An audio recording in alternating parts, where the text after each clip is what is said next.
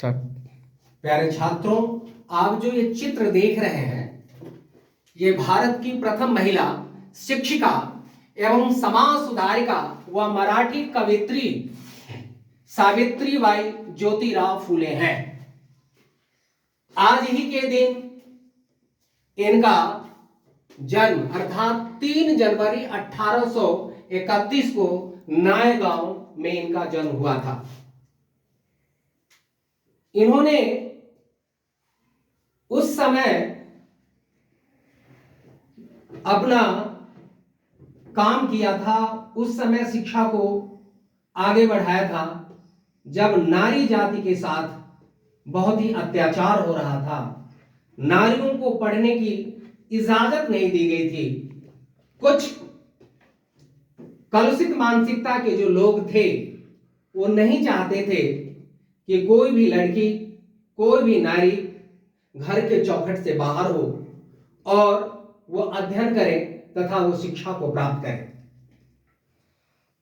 कभी भी वो नहीं चाहते थे कि नारी पढ़ लिख करके महान ज्योतिष बने, महान नायिका बने, कर्मठ पदाधिकारी बने।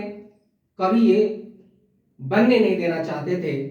तत्कालीन जो समर्ण और कुछ कलुषित मानसिकता के जो लोग थे, 19वीं शताब्दी में बहुत ही बृहत रूप से इसके लिए ज्योतिराव फूले ने इस पर सोचा।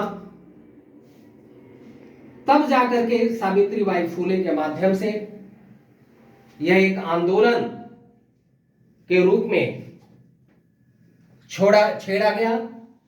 तब जाकर के आज कोई भी महिलाएं, कोई भी बेटियां आज ये पढ़ रही हैं तथा बड़े बड़े पोस्ट पर आज आसीन है।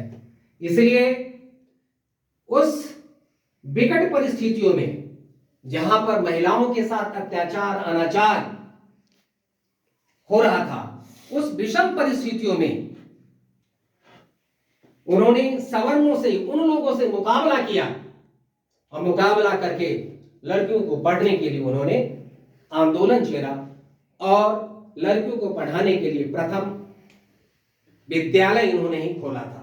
और प्रथम विद्यालय इन्होंने खोल करके इन्होंने प्रथम शिक्षिका के रूप में काम किया था और प्रथम शिक्षिका के रूप में काम करके आप सबको यहां तक उन्होंने लाया। ऐसे महान क्रांति ज्योति के रूप में जाने जाने वाली सावित्रीबाई ज्योतिराव फूले को हम सब हृदय से नमन करते हैं, प्रणाम करते हैं एवं आप सबको इनके जन्मदिन की हम शुभकामना देते हैं। आइए इनकी जीवनी पे थोड़ा सा प्रकाश डालते हुए हम आगे बढ़ते हैं। सावित्रीबाई फूले जी का जन्म 3 जनवरी 1831 को नायगांव में हुआ था। पहले जमाने में लड़कियों को पढ़ने की इजाजत थी ही नहीं, जिसके कारण से बहुत ही बाल अवस्था में उनकी शादी कर दी जाती थी। तो 9 वर्ष की अवस्था में इनकी शादी कर दी गई थी। और उस समय ज्योतिराव फूले जो इनके पति थे, उनका उम्र मात्र 12 वर्ष था। उस अवस्था में ही इनकी शादी कर दी गई थी। एक बार की बात है, जब यह किताब उल्टाकर देख रहे थे अपने गांव में घर पर, तो इनके पिताजी ने कहा कि तुम क्या पढ़ रहे हो, तुम अगर पढ़ोगे, ये पढ़ना चाहती थी लेकिन उनके पिताजी ने बोला कि पढ़कर क्या करोगी, अगर तुम पढ़ लिख लोगी तो जिस घर में जन्म होगा, जिस घर में तुम्हारी शादी होगी, उस घर में जो पुरुष होंगे उनका देहांत हो जाएगा, क्योंकि विष पैदा होने लगेगा। अर्थात इस तरीके से भयभीत करके लड़कियों को भयभीत कर दिया जाता था, जिसके कारण से उसे पढ़ने की इजाजत नहीं दी गई। तो इन्होंने उस समय पढ़ने की इनके मन में आकांक्षा थी। तो उस मन की आकांक्षा को पूरा कब हुआ, जब इनकी शादी ज्योतिराव फूले से हुआ। ज्योतिराव फूले ने समझा कि लड़की जिसके साथ मेरी शादी हुई है, ये पढ़ने वाली है, शिक्षा के प्रति बहुत ही इसकी उत्सुकता है, तो इन्होंने इनको पढ़ाना शुरू किया।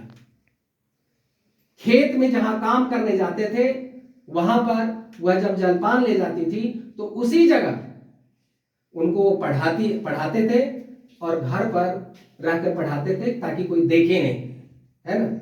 मैंने छुप छुप कर इनकी पढ़ाने की प्रक्रिया शुरू किया। दूसरी तीसरी उनको पढ़ाने के बाद, है ना, उस समय इनके सामने एक समस्या आई कि आगे हम कैसे पढ़ें। फिर भी इन्होंने वहीं पर एक स्कूल में एडमिशन भी कराया और साथ साथ इन्होंने खुद ये पढ़ाना शुरू किया। इनको जब ये खुद पढ़ लिख लिए, पढ़ा दिया गया, तब इन्हें कहा गया कि हम समाज में चाहते हैं कि जो अत्याचार हो रहा है लड़कियों पर, उसको घर से बाहर नहीं निकलने दिया जा रहा है, उसको भोग की वस्तु मान लिया गया है। उसके साथ केवल इतना ही तक उसका ये है कि उसको बच्चा फैक्ट्री मतलब बच्चों को जन्म देने का केवल एक फैक्ट्री के रूप में मान लिया गया है। तो ये जो अन्याचार और अत्याचार हो रहा है, ये इसको दूर करने में या तभी दूर हो सकता है जब इन्हें शिक्षित किया जाए, और शिक्षित करने के ही हम इनको आगे ले जा सकते हैं। तब जाकर के इन्होंने कहा कि ये आंदोलन में आपको सूत्रधार बनना पड़ेगा, क्योंकि मैं सभी लड़कियों को नहीं पढ़ा सकता और सबके साथ, तो आपको आगे बढ़ना पड़ेगा। इसलिए उन्होंने सावित्रीबाई फुले को जो पढ़ाया, उसके आधार पर उन्होंने घर घर जाकर के लड़कियों को खींच कर लाते थे, उनके परिवार वाले को, उनके अन्य लोगों को समझाते थे कि लड़की पढ़ेगी तो न केवल अपना निर्माण करेगी, बल्कि जहाँ जाएगी उस घर को भी निर्माण करेगी, अच्छे संतान को भी पैदा करेगी, और साथ साथ आने वाले समय में वह अपने आप पर क्या हो जाएगा, वो निर्भर हो जाएगा, किसी पर डिपेंड नहीं होगा। तो इस तरह की बातें रख करके उन्होंने धीरे धीरे लोगों से कहा कि अपनी बेटियों को भेजें, और वो फ्री पढ़ाना उन्होंने शुरू किया। इस तरह से उन्होंने स्टार्ट कर दिया। सर्वप्रथम उन्होंने 1848 में पहला स्कूल उन्होंने खोला था महिलाओं के लिए। और वह स्कूल तब भी, जब स्कूल उन्होंने खोला तो उस समय घर से उनको लोग बाहर निकाल दिए, उनके घर वाले बाहर निकाल दिए, और समाज के कोई भी लोग उनको सपोर्ट नहीं किया, सब बाहर निकल गए, यानी सबको बाहर निकाल दिया, इनको और पति को। तो ये दोनों मिल करके आगे बढ़े। तो इनका एक मित्र था, उनके मित्र का नाम था उस्मान शेख। तो उस्मान शेख की जो बहन थी फातिमा शेख, उन्होंने अपना घर दिया था, और घर दिया था उसी घर में इन्होंने स्कूल चलाना शुरू किया, और धीरे धीरे सभी लड़कियों को बुला करके इन्होंने पढ़ाना शुरू किया। इनके साथ बहुत सारे अत्याचार, जब वो पढ़ाने के लिए जाती थी तो उस समय जो कुछ गलत किस्म के जो लोग थे, या उस समय के तत्कालीन जो व्यवस्था चल रही थी, वो लोग जो पढ़ने नहीं देना चाहते थे, तो कहते लड़कियां पढ़ लिख लेगी तो बहुत ही समाज के लिए दुष्कर हो जाएगी। तो इसलिए वैसी कंडीशन में उन्होंने क्या किया कि जब वो घर से जाती थी तो कुछ लोग उन पर बिस्टा फेंकते थे, टॉयलेट फेंकते थे, गाय के गोबर फेंकते थे, कंकर फेंकते थे, है ना, ताकि ये बच्चों की लड़कियों की पढ़ाने के प्रति तत्पर न हो। तो वो दो उनके, तो उन्होंने अपने हस्बैंड से उन्होंने राय, जब वो स्कूल जाया करते थे तो उन पर कुछ बड़े तबक और जो दबंग लोग हुआ करते थे, सबरंग जाति के लोग थे, वो क्या करते थे कि पत्थर फेंक देते थे, टॉयलेट फेंक देते थे, गोबर फेंक देते थे, ताकि वो आगे ना जाए स्कूल में और बच्चियों को ना पढ़ाए। तो ऐसी स्थिति में फिर उन्होंने अपने हस्बैंड से, अर्थात उन्होंने अपने पति से, उन्होंने इस पर मशविरा किया कि क्या करें। तो ऐसी स्थिति में उनके पति ने कहा कि दो रखो साड़ी, है ना, एक साड़ी वो गंदा कर दे तो वहाँ बदल लेना, और दूसरी साड़ी जो तुम्हारे बैग में होगा उस बैग के साड़ी पहन करके पढ़ाना शुरू किया। तो इसी तरीके से उन्होंने क्या किया, एक साड़ी से क्या करते थे, एक साड़ी पहन के जाते जिसको गंदा कर दिया जाता था, है ना, उसको निकाल देते थे, और वह दूसरी साड़ी जो बैग में होता था उसको लेकर के वो पहनाते थे, उसको पहन करके तब वो क्लास वो लेती थी। तो इस प्रकार से अनाचार और अत्याचार हुआ करता था। जब वह लड़कियों को पढ़ाने के लिए बाहर निकले थे तो उनके साथ इस तरह से कि तुम लड़कियों को पढ़ाओगे तो बहुत बड़ा अन्याय हो जाएगा, अत्याचार हो जाएगा। तो इस तरह का इन्होंने बहुत ही सहन किया। एक बार ऐसा ही हुआ कि बार बार ऐसी परिस्थितियां आती रही, कोई देखने के लिए तैयार नहीं। तो एक बार एक दबंग व्यक्ति ने उसके साथ गलत व्यवहार करने की कोशिश किया, मारने की कोशिश किया। इन्होंने उसी समय तमाचा मारा, और तमाचा मारने के बाद बोला कि अब तो मैं खुल के और तुझे जो करना है वो कर लो, है ना, और मैं लड़कियों को पढ़ाऊंगी और पढ़ा के रहूंगी। उन्होंने इस तरह से आंदोलन फिर शुरू किया तो उनके सामने बहुत सारे, ये फातिमा शेख ने बहुत बड़ा सहयोग किया। उसी समय सगुना बाई जो थी वो काफी सहयोगी हुई और ये तीनों मिल करके वहाँ लड़कियों को पढ़ाने की सिलसिला जारी रखा और 1848 में पहला स्कूल खुला। 1857 तक लगभग बहुत सारे स्कूल इन्होंने 18 स्कूल इन्होंने लड़कियों के लिए भी खोल दिया और उन लोगों के लिए जो वंचित लोग थे, जो छुआछूत की बात रखते थे, उन लोगों के लिए भी स्कूल खोल करके एक समतल समाज की व्यवस्था की इन्होंने बात की थी। दूसरी बात, इन्होंने छुआछूत के विरुद्ध भी लड़ाई लड़ी थी, है ना। पहले जमाने में ये था कि कोई भी वंचित वर्ग, कोई दलित वर्ग, है, अगर किसी कुएं में पानी पी लेता था तो उसको बुरी तरह से मारा जाता था, पीटा जाता था और ये कहा जाता अगर ये छुआछूत की काफी एक बीमारी फैल चुकी थी उस समय। तो ऐसी स्थिति में उन्होंने अपने घर पर ज्योतिराव फुले और वो कुआं बनवाया और उस कुआं में सबको इजाजत दिया, वह किसी भी कास्ट का क्यों ना हो, सभी उसमें पानी भरेंगे, सभी उसमें पिएंगे, सभी उससे अपना सारा जो भी डेली रूटीन है वो उस कुएं से लेकर के पानी से काम करेगा, ताकि किसी भी तरह की छुआछूत ना हो, समता भाव की स्थापना हो। तो इस तरह की बात उन्होंने की थी। तीसरी बात, सबसे बड़ी बात उन्होंने की थी, जो बाल विवाह की जो प्रथा जो चल रहा था, इसके अगेंस्ट में इन्होंने लड़ाई लड़ी थी कि बाल विवाह नहीं, लड़कियों को पढ़ाई दिया, क्योंकि जब तक लड़कियां पढ़ेगी नहीं तब तक ये आगे बढ़ेगी नहीं, जब तक ये आगे नहीं बढ़ेगी तब तक अपने बारे में ये सोच नहीं सकती है ना। तो उन्होंने कहा था कि शिक्षा ही स्त्री का गहना है, कि अगर शिक्षा रहेगा तभी वह जीवन की किसी भी ऊंचाइयों पर उछाल सकती है। इसलिए शिक्षा क्या है, स्त्री का गहना है। इस बात को लेकर के उसको समझाया लड़कियों को और इस तरह से उन्हें आगे बढ़ाने का काम किया। और विधवा विवाह को लेकर के पहले क्या हो जाता था, जब कोई पुरुष मर जाता था तो औरत विधवा हो जाती थी और उसके साथ बड़ा अत्याचार किया जाता था, उसके साथ शोषण किया जाता था और उस शोषण से अगर कोई गलत पुत्र का पैदाइश हो गई, पुत्री की पैदाइश हो गई तो उसके साथ उसको मार दिया जाता था, आत्महत्या करने पर मजबूर कर दिया जाता था, है ना। और उससे जो उत्पन्न पुत्र होते थे उसको मार दिया जाता था और तरह तरह के उसके रूप से जो है उसके साथ व्यवहार किया जाता था। ऐसी स्थिति में उन्होंने इसके विरुद्ध भी लड़ाई लड़ी और वहां पर एक ब्राह्मण समाज की थी, काशीबाई नाम की एक महिला थी। उस महिला के साथ बड़ा अत्याचार हुआ था, है ना, विधवा के साथ उससे यौन शोषण करके उसके साथ एक पुत्र का जन्म हुआ, उसको मारने के तलाक में उस समय के तत्कालीन लोग थे, इन्होंने उसको एडॉप्ट किया।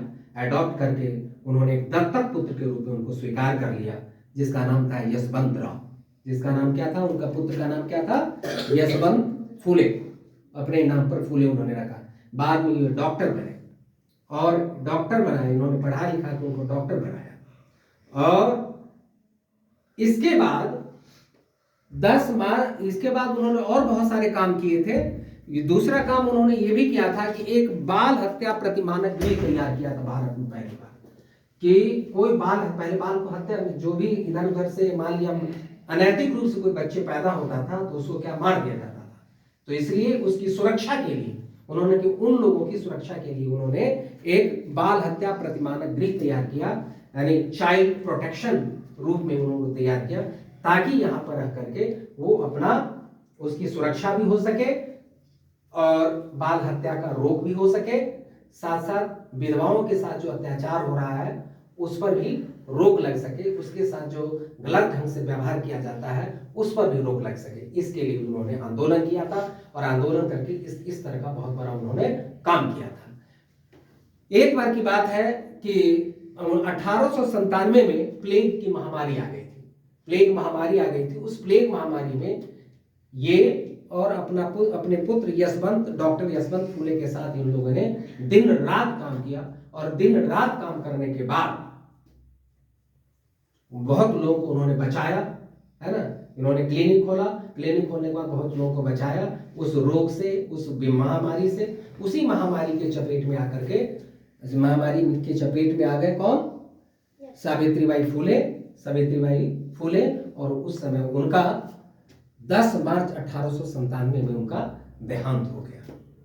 तो इस तरीके से हमने क्या देखा कि ये जो भारत की ये पहला महिला शिक्षिका है, जो क्रांति ज्योति के नाम से जानी जाती है, जिन्होंने समस्त महिला समाज को ऊपर लाया, जो आज बड़े बड़े बैरिस्टर हैं, बड़े बड़े जजेस हैं, बड़े बड़े मंत्री संतरी से लेकर के प्रधानमंत्री से लेकर गवर्नर लेवल तक जो आज हम भारत में देखने को मिलते हैं, इस सब चीज को लाने में इनका जो सावित्रीबाई फुले का बहुत बड़ा योगदान है।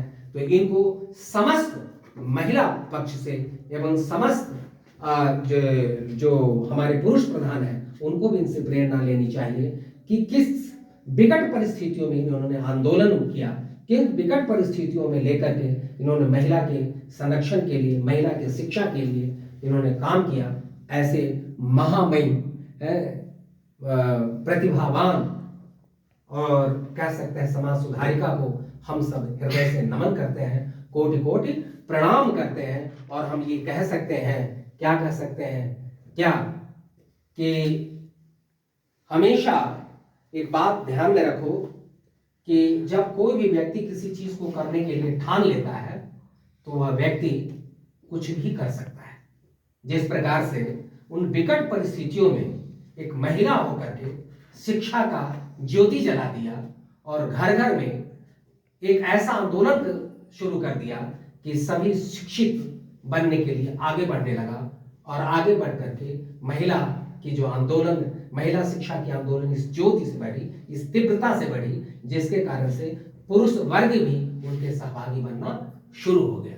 तो इसीलिए ये कहा जाता है कि दिल ढले सवेरा नहीं होता, दिल ढले सवेरा नहीं होता, दृढ़ संकल्प कभी अधूरा नहीं होता, दृढ़ संकल्प कभी अधूरा नहीं होता।